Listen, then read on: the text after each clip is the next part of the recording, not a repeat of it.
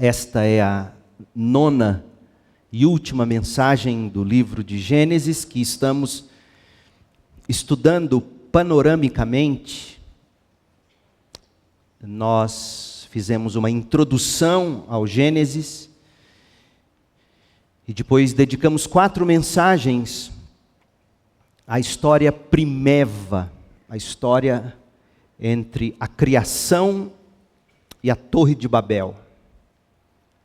Depois, 4 mensagens dedicadas à história patriarcal, que é a história de Abraão, Isaac, Jacó e José. Será muito bom você, ao final de tudo, depois voltar ouvindo uma por uma, devagar, pegar os textos que são sempre postados no site da igreja gratuitamente e você acompanhar. Eu tenho certeza que se você fizer isso com toda diligência, o livro de Gênesis nunca mais será o mesmo para você. Você saberá lê-lo como deve ser. Nesta noite, nós vamos estudar a vida de José e eu quero mostrar para você a providência de Deus, garantindo o cumprimento da aliança. A providência de Deus. Abra sua Bíblia em Gênesis, capítulo 37. Nós vamos até o final deste livro, que é o capítulo 50. Destino. Você acredita em destino? Será que existe alguém? Será que existe qualquer força ou energia que rege a nossa vida na Terra? Serão os astros ou os corpos celestes? Serão os deuses ou um ente divino e eterno? Serão os espíritos? Será o karma ou a lei da causalidade moral, o livre-arbítrio? Ou o acaso mesmo, aleatoriamente? Quem ou o que controla o destino? É bom que se diga que o destino nada mais é do que o ponto final dos destinados, certo? Destino é o lugar de chegada para os que partiram.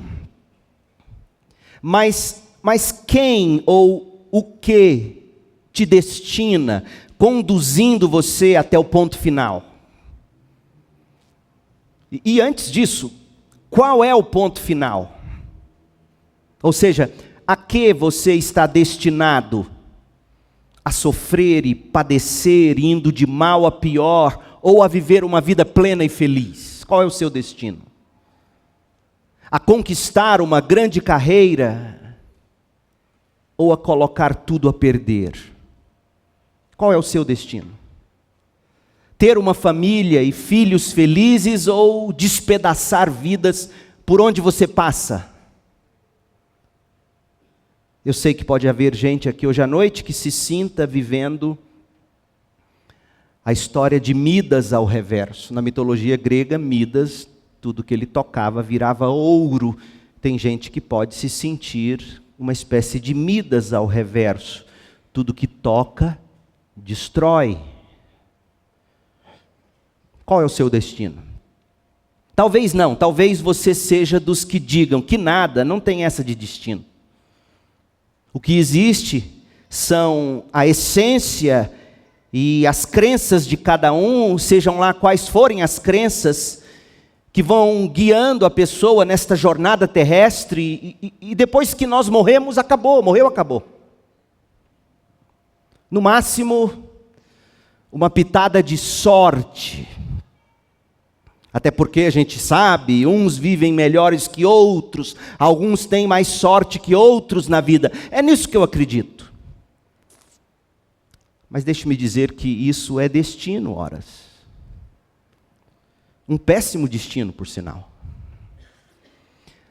Você sabia que a Bíblia fala de destino ela estabelece que há sim destino.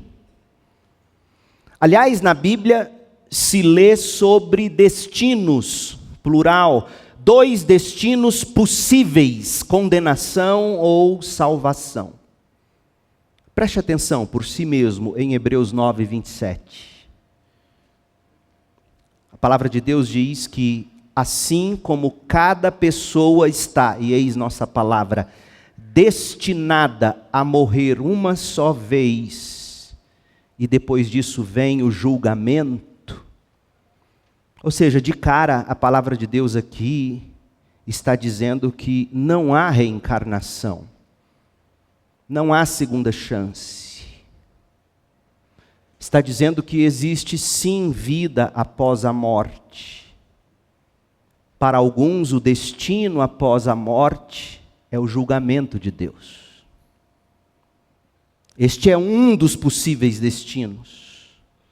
Você vive, ainda que uma vida desgraçada, morre e pode viver ainda pior do que viveu nesta terra.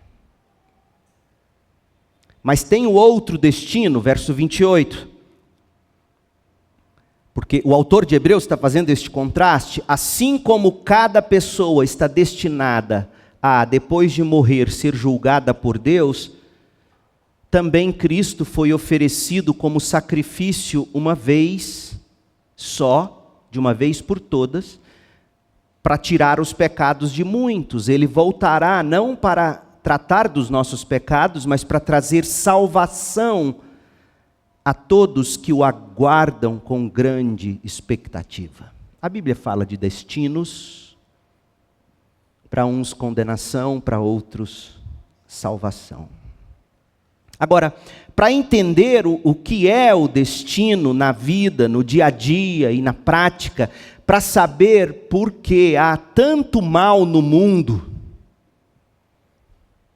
para saber por que mesmo em face de tanto mal, algumas pessoas se dão tão bem, sendo elas inclusive ruins demais da conta. A gente precisa voltar a atenção para o primeiro livro da Bíblia.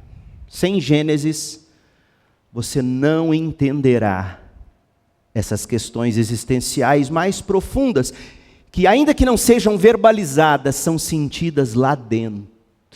Quantos não sentem-se assim, meu Deus, por que só acontece comigo? Por que foi acontecer comigo, com a minha família? Já se pegou assim? Para você conseguir respostas para essas questões, você precisa de Gênesis.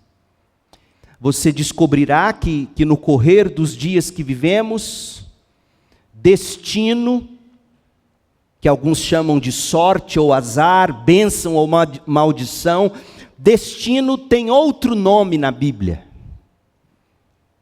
O nome bíblico para destino é providência. A providência de Deus. E a providência de Deus tem um propósito: a preservação da aliança de Deus com seu povo. A providência de Deus tem o propósito de fazer convergir em Cristo todas as coisas, tanto as do céu como as da terra. Efésios 1:10. A providência de Deus atuando para que todas as coisas se reúnam sob a autoridade de Cristo, inclusive os grandes males que se causam contra nós, inclusive o inocente que padece e o ímpio que prospera. Essa providência está ilustrada com enorme beleza na narrativa do livro de Gênesis. A última história de Gênesis que temos diante dos olhos esta noite, a história de José do Egito, que é contada a partir de Gênesis 37, verso 2, até o final do capítulo, ou do livro, Gênesis 50, verso 26. Mas olhe comigo, porque é assim que você tem que ler a Bíblia. Nunca deixando de lado o todo. Por que a história de José está em Gênesis? Veja que Gênesis começa de forma apoteótica. De que modo começa o Gênesis? Gênesis 1, verso 1. No princípio, Deus criou os céus e a terra. É uma forma apoteótica de se começar o primeiro livro da Bíblia. No princípio, Deus criou os céus e a terra. Você vai se recordar de que a proposta de Moisés é contar que este mesmo Deus, o Criador, fez uma aliança com Abraão, Isaque e Jacó. O motivo foi que o ser humano, representado em Adão, caiu no pecado e destruiu o paraíso de Deus na terra. E mesmo com um reset total de Deus na humanidade, na história de Noé e do dilúvio, o homem não se emendou.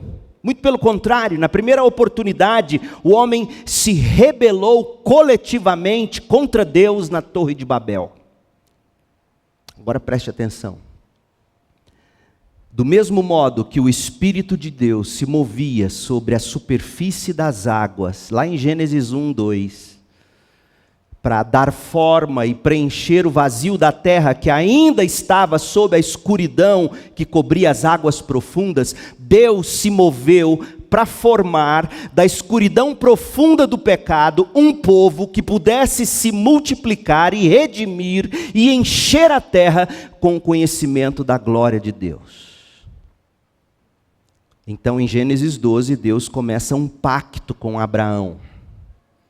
Então com Isaque, e esse pacto se estabelece com Jacó, que de sua descendência, da descendência de Jacó, Deus deu à luz o seu povo, as 12 tribos de Israel, de quem descenderia o Messias. Percebeu, gente?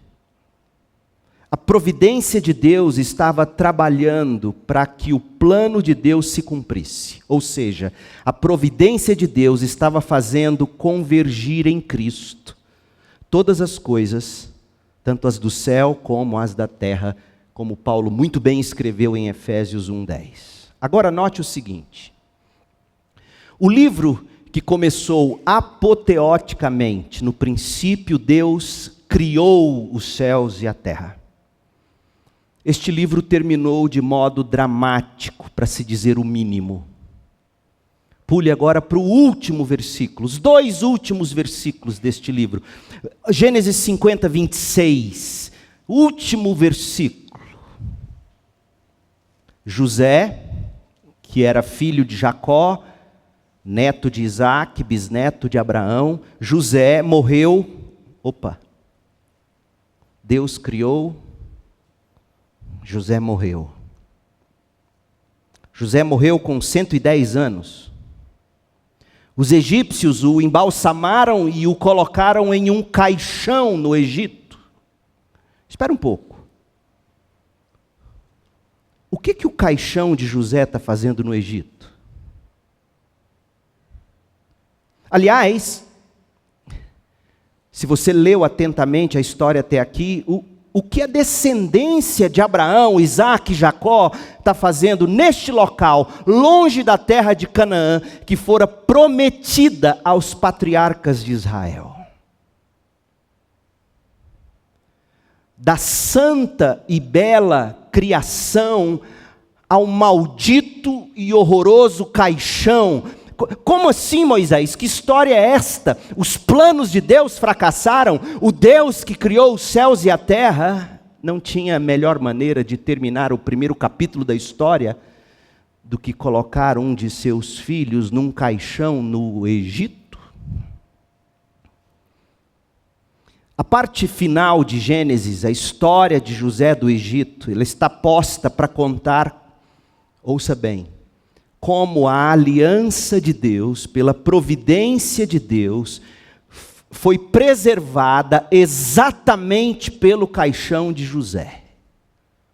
Isso mesmo, Deus tem o poder de transformar a morte em vida. É o que celebraremos domingo que vem. A providência de Deus, a providência soberana de Deus, ela estava agindo para que a aliança de Deus fosse preservada pelo caixão de José, o qual, sim, Deus soberanamente, providencialmente, Deus mesmo plantou José no Egito. E é isso que essa história vai nos mostrar. Portanto, teologicamente, o que a gente encontra nestes últimos capítulos de Gênesis, o que a gente encontra em Gênesis do capítulo 37, verso 2, até o final, capítulo 50, verso 26, o que a gente encontra são verdades eternas, e a gente poderia dividir esta história ou este sermão em 4 partes, teologicamente falando, e eu estaria absolutamente correto, levando em conta toda a teologia bíblica. A gente poderia dizer, primeiro, Deus é soberano, a história de José revela isso. Nós estamos perdidos e precisamos de salvação, a história de José vai revelar isso. Deus nos salvará, a história de José revelará isso. E será através de um Salvador, a história de José revelará isso.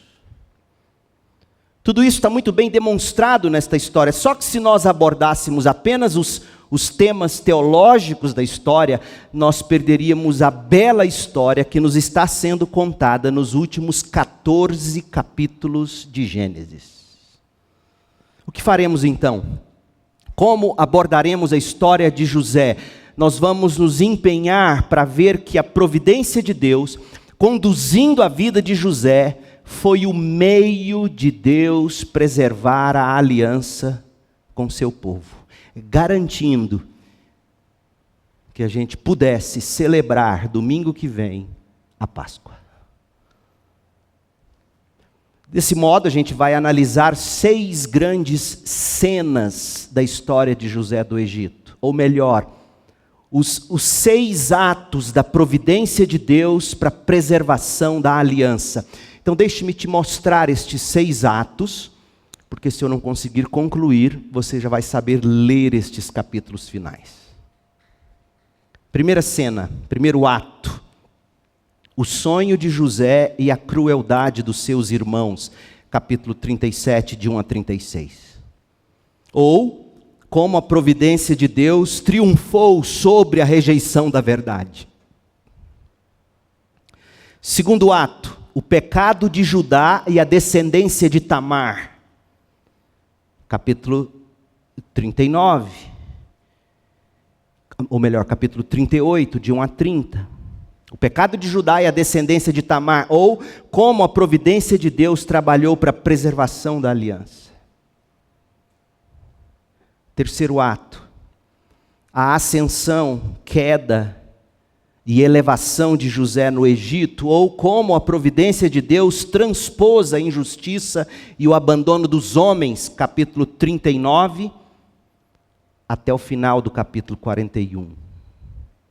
Quarto ato, a reconciliação de José com seus irmãos, ou como a providência de Deus tratou as feridas causadas pelo pecado na família da aliança, capítulos 42 ao 45.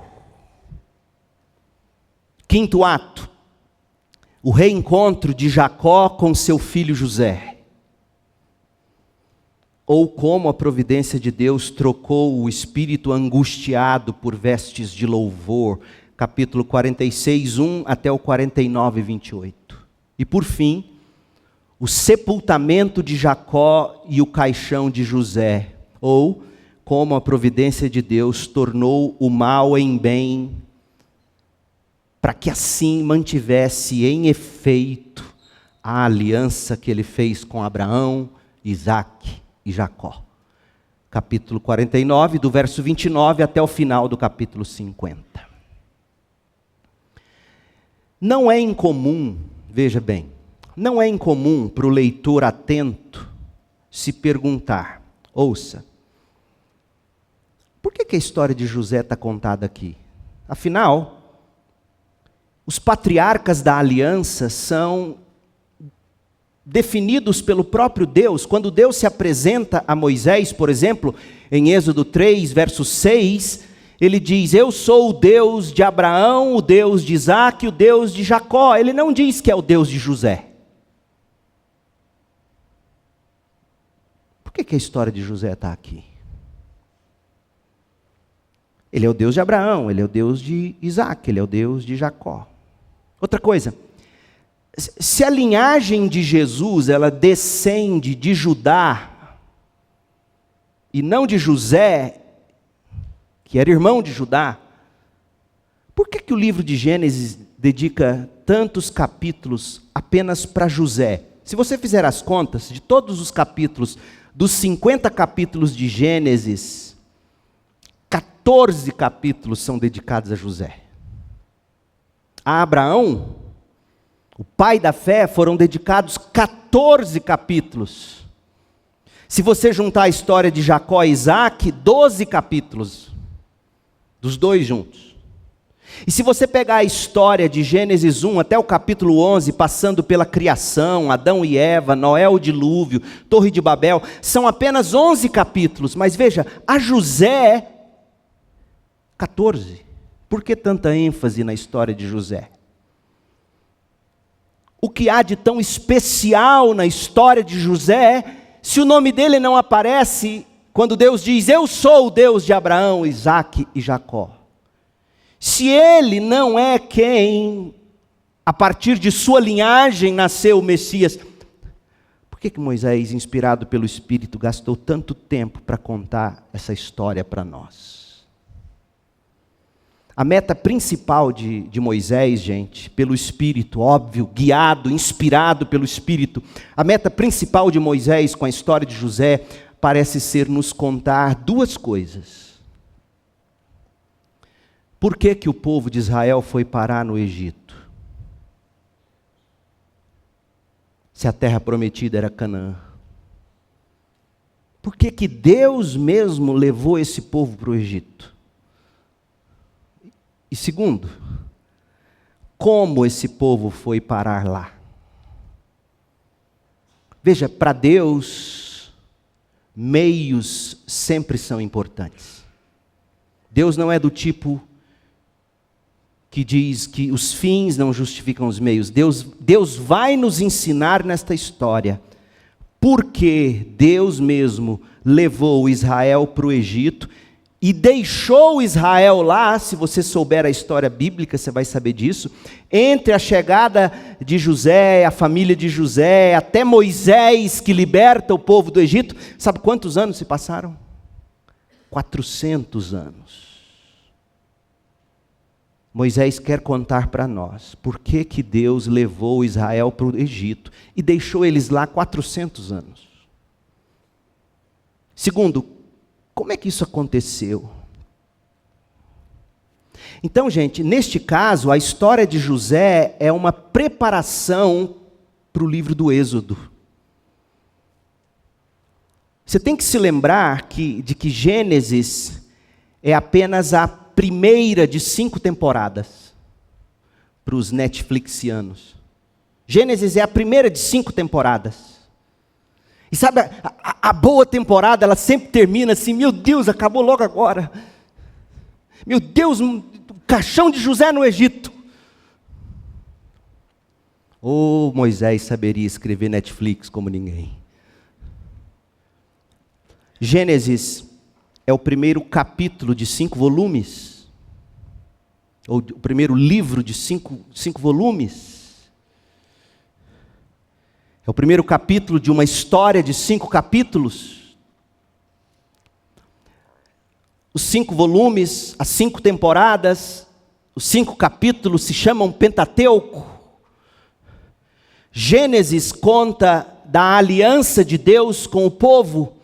Êxodo conta do resgate do povo.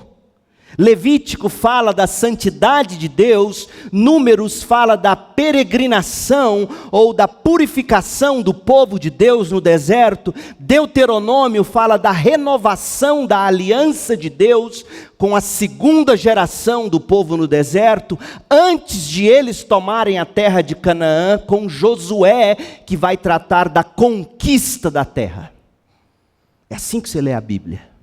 Você não pode ler a Bíblia. Por isso que, na melhor das intenções, o pastor que sobe no púlpito hoje, prega Mateus 20, verso 9. À noite ele prega Atos não sei das quantas. Domingo que vem ele vai para Zacarias. No outro para Apocalipse. Ele não ensina você a ler a Bíblia. E o meu papel é ensinar você a ler a Bíblia, dentre tantas outras coisas. E você abre a sua Bíblia e você tem que entender, Gênesis é a aliança de Deus com um povo. Esse povo foi parar no Egito. Por quê? Como? Do Egito Deus tira esse povo, o Êxodo. Deus se revela santo a esse povo levítico. Deus purifica esse povo pelo deserto, Números. Deus renova a aliança com esse povo, a segunda geração desse povo, ainda ali peregrinando pelo deserto, Deuteronômio. Antes de eles poderem, com Josué, que toma o lugar de Moisés, depois que Moisés morre, Josué conquista a terra de Canaã, Josué. Aí você chega em Juízes, e a geração que não conhecia mais a Deus vivia do jeito que queria. Aí a Bíblia começa a fazer sentido. Pois bem, sabendo que Gênesis é o livro da aliança de Deus com o povo, sabendo que Deus mesmo escolheu, você lê e relê a história de José e fica surpreso que Deus mesmo escolheu isso. Fica surpreso ao constatar que a aliança ela é mal mencionada na história de José. Por que essa história está aqui desse jeito? Só que tem um detalhe muito importante. Você vai achar na história de José o cuidado providencial de Deus com José, o controle soberano de Deus do início ao fim do enredo, para garantir que todas as coisas convergirão em Cristo, a aliança suprema de Deus com seu povo, Cristo. Resumindo, o relato da vida de José indica como a graça do Senhor Deus preservou a família da aliança de dois tipos de ameaças. Pecados externos na terra de Canaã, que pressionava eles, e Moisés vai te mostrar o risco disso. E Deus também quer tratá-los dos pecados internos, aquelas brigas, aquele ódio que havia entre irmãos, os herdeiros da aliança. Como é que você trata pecados externos, pecados internos? Veja, Deus levou 400 anos para trazer esse povo de volta para Canaã. A obra de Deus, coloque isso no seu coração esta noite, a obra de Deus nunca é da noite para o dia. Não foi assim na criação? Poderia ter sido. Num fiar de segundo, tudo veio à existência. Mas levou pelo menos 6 dias. A história da preservação do seu povo no Egito levou nada menos do que 400 anos. Deus não tem pressa, nós aqui temos. Então, Deus quer mostrar isso para nós. Como é que Ele trata aqueles pecados externos que nos assediam. Como é que Ele trata aqueles pecados internos que estão ali como uma dinamite, pronto para explodir e implodir tudo. E Moisés vai nos dizer, Deus levou esse povo para o Egito e deixou-os guardados lá na terra de Gósen por 400 anos. Teria Deus esquecido de seu povo? De modo nenhum. Talvez por isso a história de José seja uma das mais queridas. Você já notou que a história de José é uma das mais queridas, não só entre crianças, mas também entre adultos. É uma das histórias mais queridas, não só em Gênesis, mas na Bíblia toda. Por que essa história é tão querida? Porque é a história da providência de Deus. É a história de como a providência soberana de Deus, escute, e aqui eu vou te dar já as divisões da história, como nós vamos abordá-la. Essa história ela é tão querida de crianças e adultos, porque ela é a história de como a providência soberana de Deus, 1, triunfou sobre todo o mal. 2, trabalhou em favor do seu povo. 3, transpôs dificuldades. 4, tratou feridas. 5, trocou o choro pelo riso e tornou o mal em bem em favor do povo da sua aliança, que culminou com o sangue de Cristo e a Páscoa que celebraremos no próximo domingo. A história de José é a imagem viva desta maravilhosa realidade, a providência de Deus, gente. A providência de Deus agindo em favor de seu povo para guardá-lo, guiá-lo e garantir que nada nem ninguém o separará do amor inviolável de Deus. É o que nós agora, de modo panorâmico, porque me tomou 30 minutos para chegar até aqui, eu vou gastar só mais 30 para te apresentar a história de José. Segura comigo. A providência de Deus na história de José. Primeira coisa, capítulo 37 de Gênesis. O sonho de José e a crueldade de seus irmãos. O sonho de José e a crueldade de seus irmãos. Ou, como a providência de Deus triunfou sobre a rejeição da verdade. E aqui está posto diante de nós a ameaça interna, ou seja, a briga entre irmãos tão séria que poderia colocar tudo a perder. E nós já vimos a causa disso. A maneira como Jacó foi pai, nós vimos isso. Isso vai ficar um pouco claro aqui de novo. A maneira como Isaac foi pai. Ou seja, de uma geração para outra, pecados não tratados vão se tornando gigantes. Por isso, ó pais, como você tem a responsabilidade de ser pacificador entre seus filhos. E você vai ver aqui que Jacó tinha tudo, menos o dom de pacificação. Ele jogava filho contra filho. Quantos pais, quantas mães não fazem isso? Como Isaac e Rebeca fizeram. Como claramente o texto vai nos dizer que Jacó fez. E se Deus não agisse para tratar isto, a história da aliança de Deus teria ficado no papel, porque não teria sido capaz de sequer romper com os pecados familiares que todos nós temos. Gênesis 37. Jacó passou a morar na terra de Canaã, o lugar onde o povo de Deus tinha que estar, a terra da promessa, onde seu pai tinha vivido como estrangeiro. Este é o relato de Jacó e sua família. Quando José tinha 17 anos, cuidava dos rebanhos de seu pai. Naquele tempo, o menino trabalhava cedo.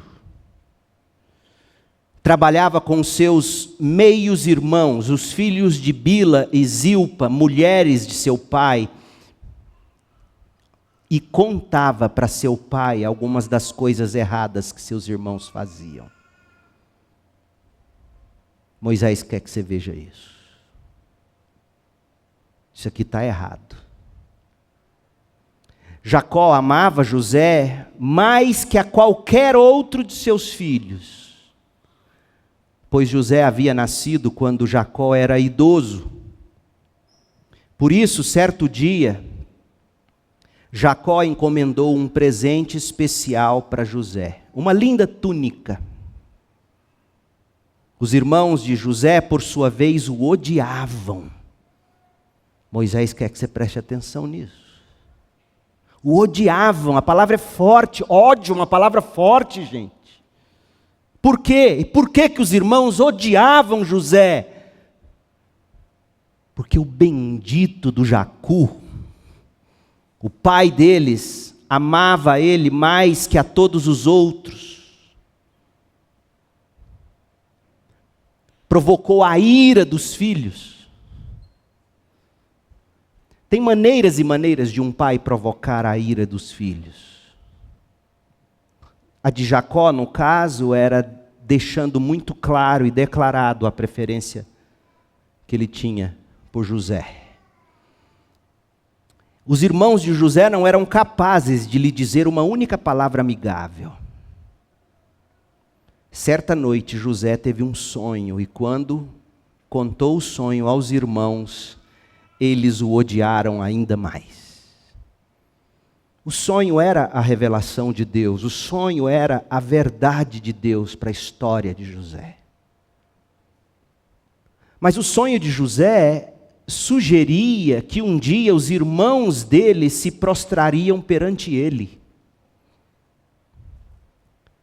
José teve outro sonho, e ele tornou a contar ao irmão, aos irmãos e ao pai, sugerindo que um dia toda a família, não apenas os irmãos, mas agora também o pai, renderiam a ele homenagens dignas apenas aos soberanos das nações. Gênesis 37, verso 9.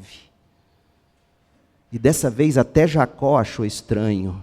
Diz o texto no verso 10, Jacó dizendo a José: que sonho é esse? Por acaso eu, sua mãe, seus irmãos, viremos e nos curvaremos até o chão diante de você?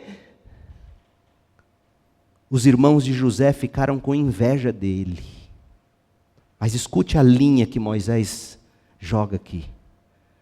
Mas seu pai Jacó se perguntou qual seria o significado dos sonhos. Jacó tinha ouvido Deus falar com ele por sonhos. Jacó sabia que Deus falou com Abraão por sonhos. Portanto, Jacó sabia que era perfeitamente possível Deus mesmo estar falando com José por sonhos. O ódio dos irmãos de José culminou numa conspiração bem-sucedida de vendê-lo como escravo e enganar o pai deles, fazendo Jacó crer que José tinha sido dilacerado, devorado por um animal selvagem, verso 12 ao 36. Só que há dois personagens que serão mencionados aqui, você precisa prestar atenção neles. Primeiramente, os irmãos pensaram em matar José. Jacó mandou José ir até o lugar onde os irmãos estavam cuidando de rebanho e trazer notícia dos irmãos. Era isso que Jacó fazia. Fazia de José um aviãozinho de recado. Papai e mamãe, nunca façam isso.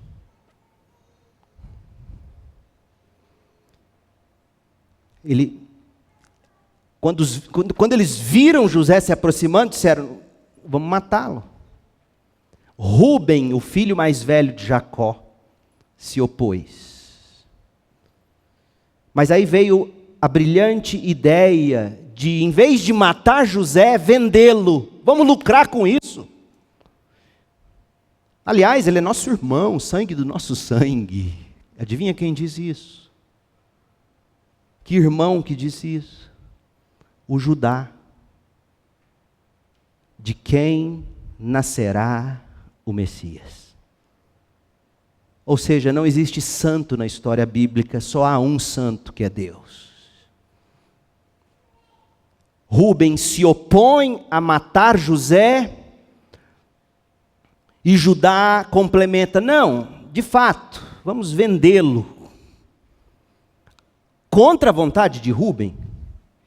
E eles venderam José para comerciantes ismaelitas, ou seja, descendentes de Ismael, da terra de Midian. Mas veja, porque apesar da tragédia, A conclusão desta cena revela o triunfo da providência de Deus sobre a rejeição da verdade. O sonho de José, a palavra de Deus através do sonho de José era verdadeira, ainda que José não tivesse tido sabedoria para contar seu sonho. Ainda que José não tivesse sabido a dose, o tom, ainda que José tivesse usado a palavra de Deus como meio de se exaltar ainda mais sobre os irmãos, era a palavra de Deus para a vida de José. E se José não tivesse se agarrado a isso, ele não teria aguentado o primeiro baque, que foi quando os irmãos lançaram ele no buraco profundo para vendê-lo. Olha como é que essa história prossegue, capítulo 37, verso 31. Depois da vinda, então os irmãos mataram um bode. Depois da venda, eles venderam para os ismaelitas, ficaram com aquela túnica que Jacó deu para José. Mataram um bode, mergulharam a túnica de José no sangue do animal, enviaram a linda túnica para o pai, com a seguinte mensagem. Veja o que encontramos. Não é a túnica de seu filho? O pai a reconheceu de imediato e disse, sim, é a túnica de meu filho. Um animal selvagem o deve ter devorado, com certeza José morreu despedaçado. Jacó rasgou suas roupas e vestiu-se de pano de saco. Por longo tempo, lamentou profundamente a morte do filho. A família toda tentou consolá-lo, mas Jacó se recusava. Descerei à sepultura lamentando a morte de meu filho, dizia, e continuou a lamentar-se. Agora, veja a nota de observação de Moisés, verso 36. Enquanto o pai dele chorava, e os irmãos marinavam essa culpa, que jamais vai deixá-los, como se lerá no final do livro, no capítulo 50. Essa culpa jamais deixará esses irmãos. Enquanto Jacó chora, enquanto os irmãos ficam marinando a culpa, enquanto isso, a providência de Deus.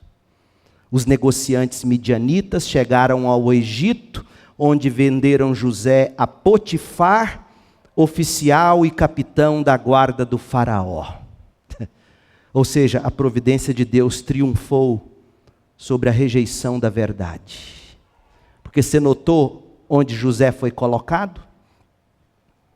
Na casa de ninguém menos do que Potifar, oficial e capitão da guarda do faraó.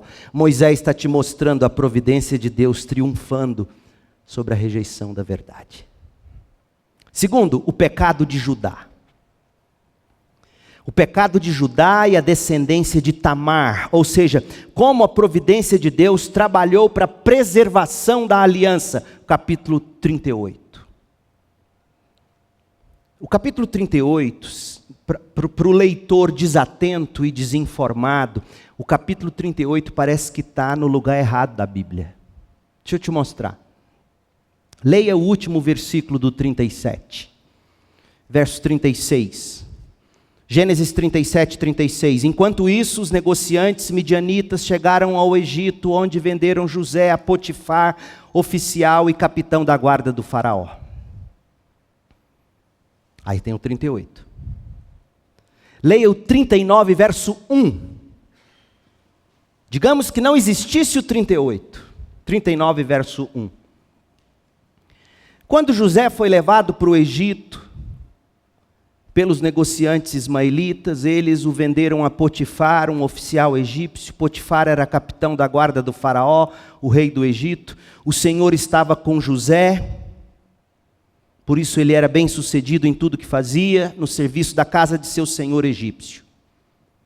Ou seja, aparentemente, o capítulo 38 serve para fazer a gente querer pular ele e continuar lendo sobre José. Porque você chega nessa história de Judá, você fala, o que eu quero saber desse homem? Você não conhece a história da aliança, você está desinformado, você acha que a Bíblia foi escrita para ensinar você a matar Golias e prosperar na empresa, e você quer saber como é que você prospera dentro da casa de Faraó, o que eu quero saber desse Judá? Pois bem, o capítulo 38 não está colocado bem aqui por acidente, por falta de criatividade literária de Moisés. Pelo contrário. Ele está aqui porque Moisés quer que você veja em contraste duas figuras, Judá e José. Porque o capítulo 39 é exatamente onde José vai ser tentado pela mulher do Potifar. E a gente vai ver José mantendo-se puro. No capítulo 38, você vai ver a indecência do velho Judá. E é como se Moisés quisesse que você enxergasse o seguinte: ou Deus tirava a descendência de Jacó da terra de Canaã, ou olha o que ia acontecer com esses filhos de Jacó. Está claro isso? Moisés quer que você leia o capítulo 38 e fala: peraí, essa história é do Judá, que terá um filho com uma nora, Tamar, e de Judá e de Tamar nascerá Jesus. Mateus capítulo 1, versículo 3 diz que de Judá e de Tamar nasceu Jesus. É dessa história horrorosa. Moisés quer que você perceba: sabe por que eu tirei o meu povo do Egito, começando por José? Porque olha o que o meu povo ia fazer se continuasse morando no Egito. Ou melhor, em Canaã. Vamos ver o que era? Capítulo 38. Por essa época, que época? Enquanto José está lá, sendo levado por ismaelitas, sendo vendido no Egito, enquanto José está sendo jogado de um lado para o outro, na caçamba de um caminhão de escravos. Enquanto isso, Judá saiu de sua casa e se mudou para Adulão, onde foi morar na casa de um homem chamado Ira. Ali, Judá viu uma mulher cananita, filha de Suá, e se casou com ela. Espera aí, Judá, Jesus vai nascer da sua descendência, o que você está fazendo com essa cananita?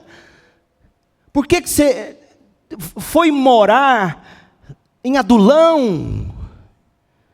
Teve relações com a mulher, ela engravidou, deu à luz um filho, que ele chamou de Er. Ela engravidou novamente, deu à luz outro filho, que chamou de Onã. Quando estava morando em Quezibe, ela deu à luz o terceiro filho, e o chamou de Selá. E no devido tempo, Judá arranjou o casamento de Er, seu filho mais velho, com uma moça chamada Tamar. Resultado: Deus mesmo vai matar Er. Os filhos de Judá, irmãos de Er, não vão querer dar descendência ao irmão que morreu. Eles vão ter relações sexuais com ela, vão ejacular fora dela para que ela não engravidasse. É uma história horrorosa, está na Bíblia, não sou eu que estou falando. E essa mulher sabe que ela tem que ter um filho, aí ela engana Jacó, Jacó se prostitui com ela, porque não era santo coisa nenhuma. É uma história horrorosa. Enquanto isso, capítulo 39, a mulher de Potifar se encanta com José, e José diz: não, eu não vou pecar contra o meu Deus. Opa! Aí você pode se perguntar: mas pastor, o povo de Israel poderia muito bem casar com mulheres egípcias. Sim, é verdade. Só que você vai notar com a história que era muito mais difícil a miscigenação no Egito do que em Canaã. Porque vocês vão ler a história de José, e quando os irmãos e o pai de José chegar lá no palácio do faraó para comer com José à mesa, sabe o que Moisés vai te mostrar? Você nunca notou isso? Os egípcios vão sentar noutra mesa, eles não se misturavam com esse povinho da terra de Canaã, os filhos de Israel. Eles foram morar na terra de Gósen, bem longe dos egípcios, porque eles não se misturavam com esse tipo de gado. Deus queria que esse povo fugisse da miscigenação cananita,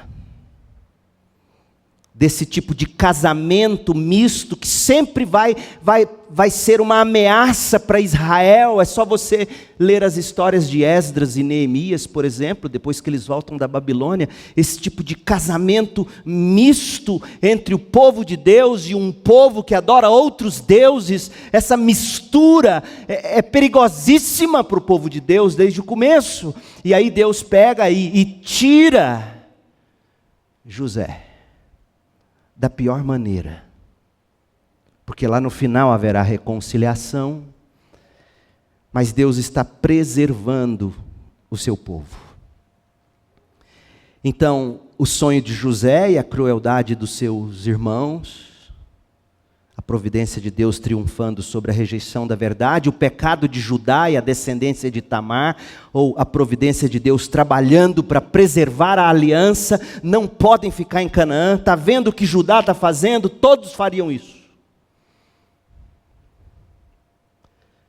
Terceiro, a ascensão, queda e elevação de José no Egito. Eu vou ter que correr, né? Você sabe. José estava na casa de Potifar, foi elevado a grande administrador da casa desse braço direito de Faraó, entregou tudo que ele possuía aos cuidados de José, Gênesis 39, verso 6, colocou ele como administrador, não se preocupava com nada. José foi o secretário executivo por excelência de Potifar. Potifar só se preocupava com o que ia pôr na boca. José era um rapaz muito bonito, de bela aparência. Ele era, óbvio, ele era filho de quem? De Raquel, a belíssima Raquel, que encantou Jacó. Ele saiu puxando para a mãe. Jacó devia ser feinho. Estou brincando, não sei. Mas a gente sabe que Raquel era linda. E a beleza linda de Raquel foi a grande forca de Jacó. E a esposa do Potifar começou a olhar para o Jacó. Venha, deite-se comigo. O sem vergonha do Judá está catando a própria nora, achando que era prostituta, lá no capítulo anterior. José está aqui, sendo pressionado. E ele diz, não posso, meu Senhor me confiou todos os bens de sua casa e não precisa se preocupar com nada. Ninguém aqui tem mais autoridade que eu. Ele não me negou coisa alguma, exceto a senhora, pois é mulher dele. Como poderia eu cometer tamanha maldade? Estaria pecando contra Deus. Meu Deus, você não contraria uma mulher como essa? A mulher ouve e fica irada, a história se desembrulha. O fato é que ele sai correndo para não cair na tentação, a roupa dele fica com ela. Ela apresenta ao marido, e o texto é interessante no verso 19, quando Potifar ouve a mulher falar contra José, Potifar fica enfurecido. Mas você já notou que ele não mata José? Meu Deus, esse homem, se ele tivesse certeza de que José era o canalha que quis pegar a mulher dele, ele teria matado esse homem.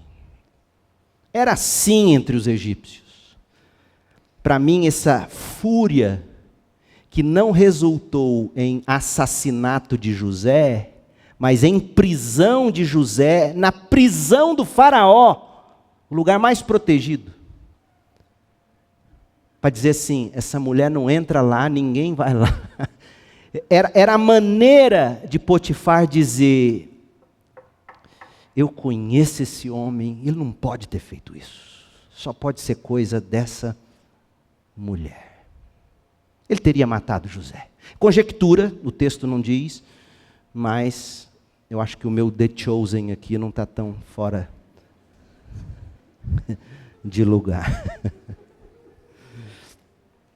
Pegou José, lançou ele na prisão, ficavam os prisioneiros do rei.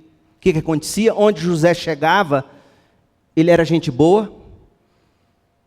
Tinha lá o chefe dos copeiros, o chefe dos padeiros, tem pesadelos. E a Bíblia vai dizer que José diz, Deus me deu a interpretação de sonhos. Ele interpreta os sonhos.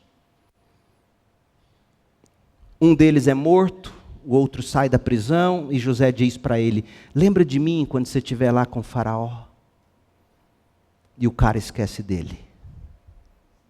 Só que o cara um dia está diante do faraó, o faraó tem pesadelos horríveis, aí ele lembra do José que interpretou o sonho dele, ele fala ao faraó a respeito de José,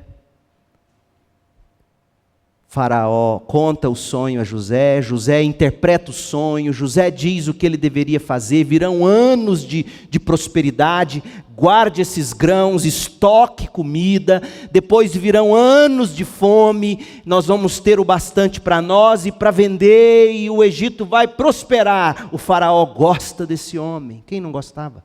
Não gostaria. Era a providência de Deus transpondo a injustiça e o abandono dos homens.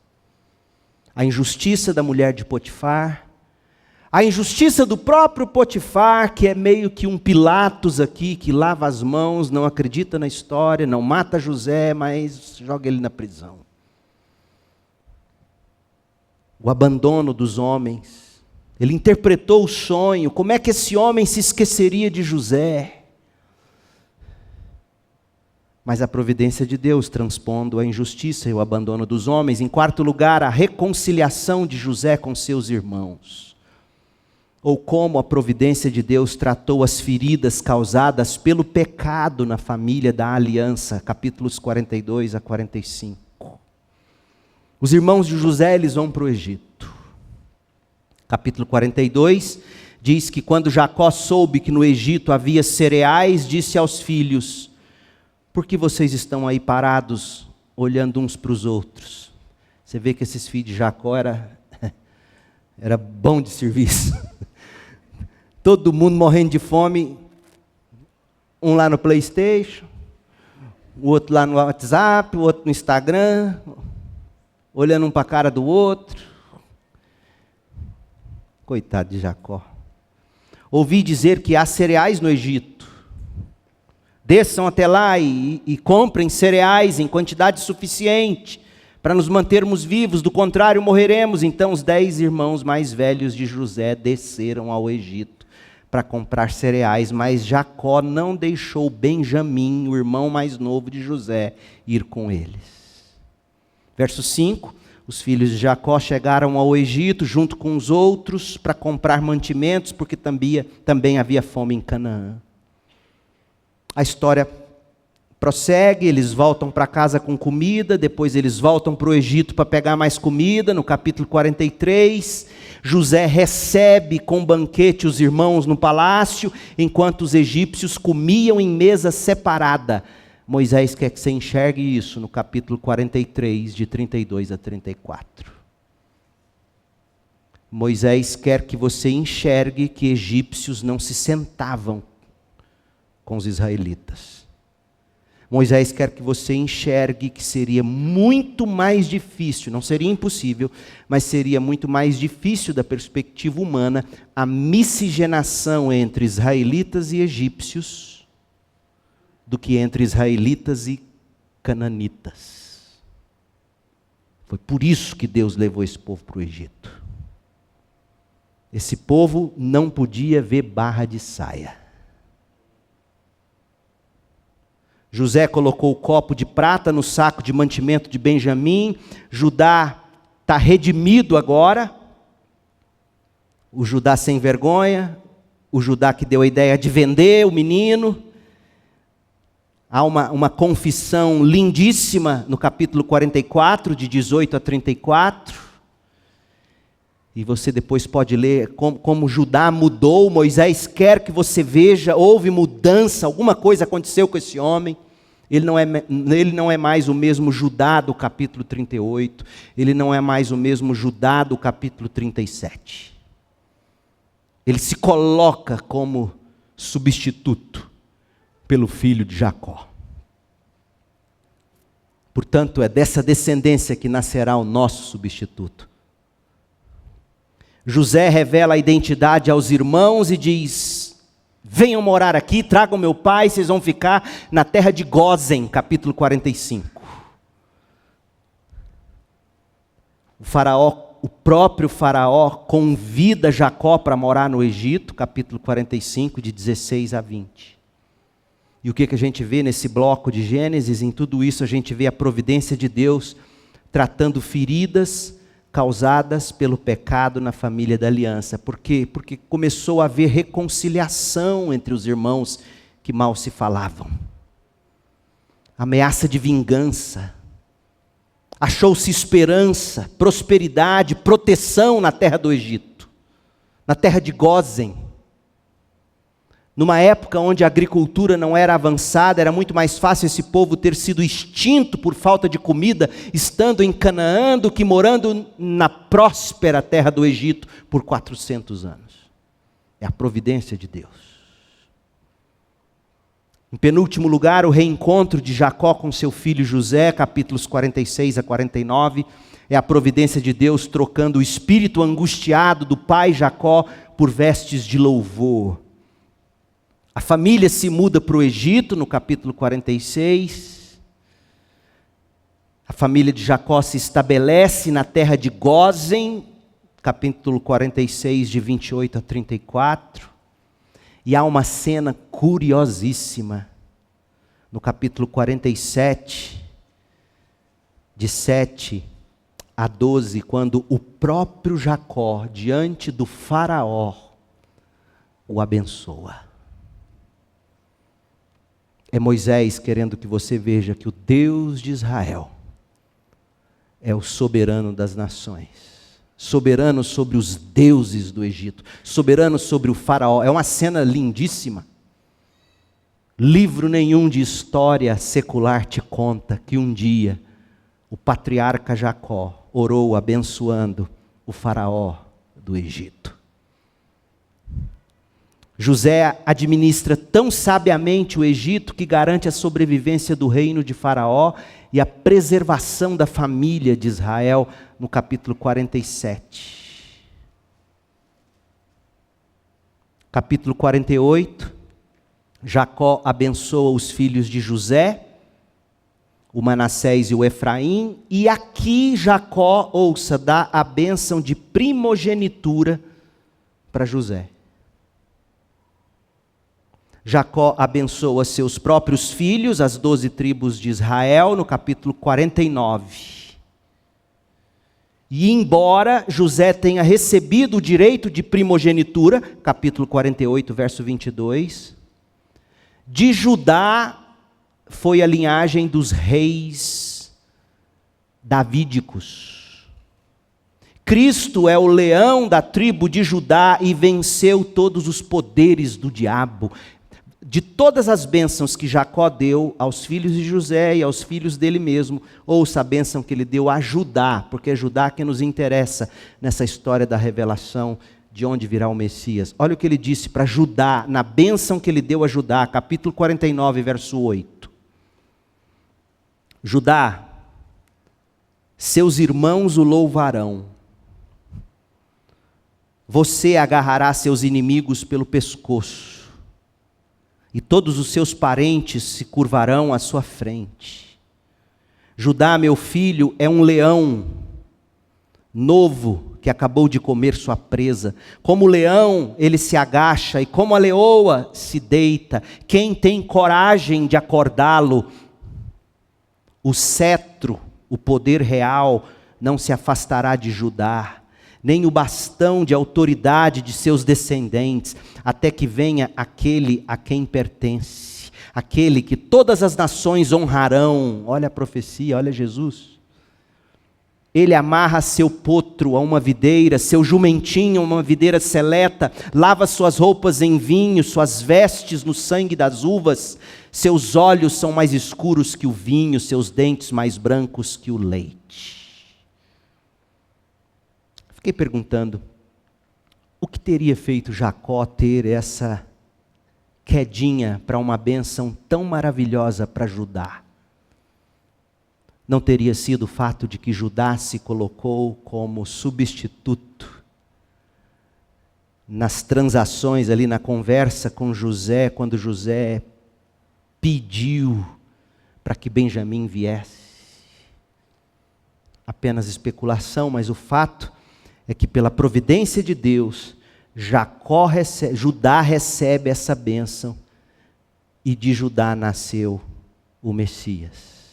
A providência de Deus trocou o espírito angustiado por vestes de louvor. E a última coisa, a última cena, o último ato, o sepultamento de Jacó e o caixão de José.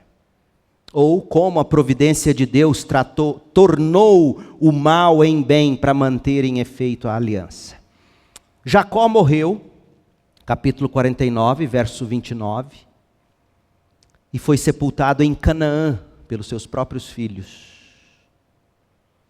Quando eles voltam desse sepultamento, olha a consciência culpada dos irmãos de José, capítulo 50, verso 14. Depois de sepultar Jacó, José voltou para o Egito com seus irmãos e com todos os que haviam acompanhado. Uma vez que seu pai estava morto, porém, os irmãos de José ficaram temerosos e disseram: agora José mostrará sua ira e se vingará de todo o mal que lhe fizemos. É triste como a culpa do pecado nos acompanha. E talvez essa noite você traga pecados antigos, culpa aí, latejando na sua mente. Leve isso para a cruz, arrependa-se. Olha a resposta de José no verso 19. José, porém, respondeu: não tenham medo de mim. Por acaso sou Deus para castigá-los? Vocês pretendiam me fazer o mal. Aqui está toda a explicação para a história de José. Vocês pretendiam me fazer o mal. Eu acho lindo. Gente, nenhum autor do Antigo Testamento tem dúvida sobre a soberania de Deus. Só nós. E a gente fica inventando, não, é a vontade permissiva, é a vontade conclusiva. Pega essa vontade sua e muda essa ideia, porque não existe isso na Bíblia. Existe a vontade soberana de Deus. Deus permite, Deus... Do que adianta você ficar com essas... Porque, olha porque a Bíblia diz, vocês pretendiam me fazer o mal, mas Deus planejou tudo para o bem. Percebeu? Não está dizendo que Deus usou para o bem. Não, vocês fizeram a caca danada, Deus foi lá e consertou e usou para o bem. Não. Deus viu que o mal seria feito, Deus não causou o mal. Deus não causa o mal. Ele não é autor do mal. Mas ele viu que o mal seria feito, e ele não só deixou que o mal prevalecesse por um tempo, como ele disse, faz parte dos meus planos fazer o mal virar bem. Esse é o nosso Deus. Vocês pretendiam me fazer o mal, mas Deus planejou tudo para o bem. Deus me colocou neste cargo para que eu pudesse salvar a vida de muitos. Agora, Deus não jogou ele nesse cargo da noite para o dia. Ele chegou a esse cargo caindo de buraco em buraco. Então ele está dizendo, em cada buraco, que Deus me jogou, Deus estava comigo. Deus me colocou neste cargo para que eu pudesse salvar a vida de muitos. Não tenham medo, continuem a cuidar de vocês e de seus filhos. E desse modo José os tranquilizou ao tratá-los com bondade. Este é o nosso Cristo.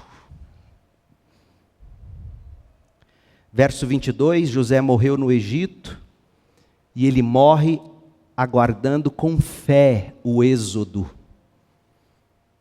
Porque Hebreus 11, 22, quando vai falar de José, diz que pela fé, José, no fim da vida, foi profeta, declarou com toda a confiança que os israelitas deixariam o Egito e deu ordens para que cuidassem dos seus ossos. Olha como é que termina a história. José entendeu. José te explicou por que essa história está aqui. Para te mostrar como Deus transforma mal em bem, como Deus trata o povo dele, como Deus purifica o povo dele, como Deus guarda, para que a aliança de Deus não seja quebrada. Verso 22 do capítulo 50 de Gênesis: José, seus irmãos e suas famílias continuaram a viver no Egito. José viveu 110 anos, chegou a ver 3 gerações de descendentes de seu filho Efraim, e o nascimento dos filhos de Maquir, filho de Manassés, os quais ele tomou para si como se fossem seus. José disse a seus irmãos: quem vai cuidar dos ossos de José? José disse a seus irmãos: em breve morrerei, mas certamente Deus os ajudará.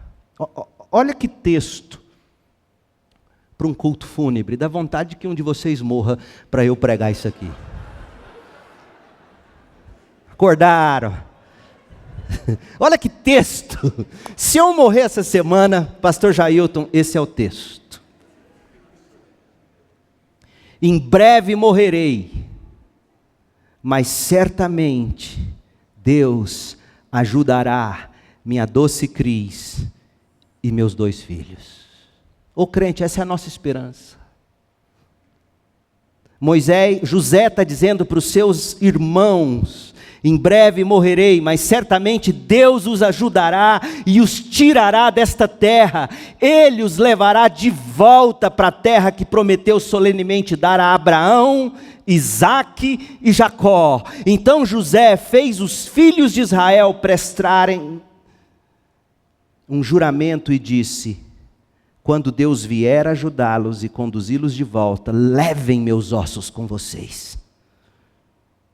José morreu com 110 anos.